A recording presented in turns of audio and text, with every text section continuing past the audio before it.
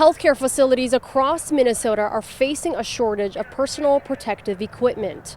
On Wednesday, members of the Minnesota Nurses Association marched to the state capitol demanding protection for patients and healthcare providers.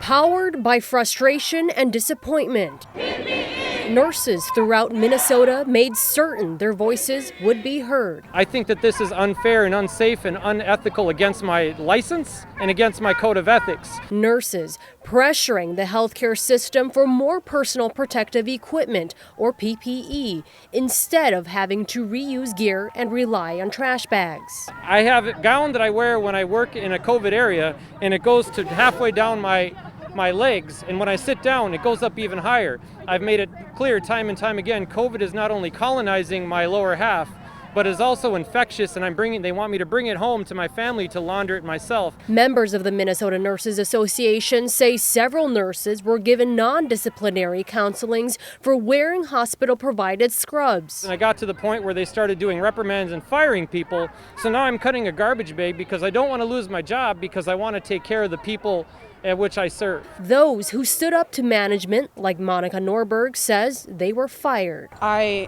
made them aware that their current stroke education policy was actually violating the stay-at-home order.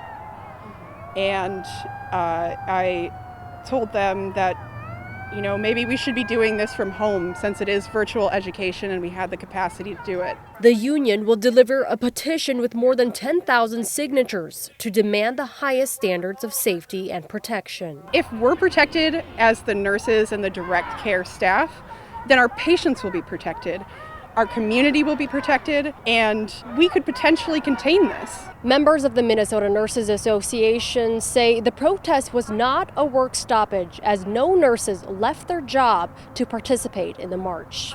Reporting in St. Paul, Pafua Yang, CCX News. Find more local news stories at ccxmedia.org and follow us on social media.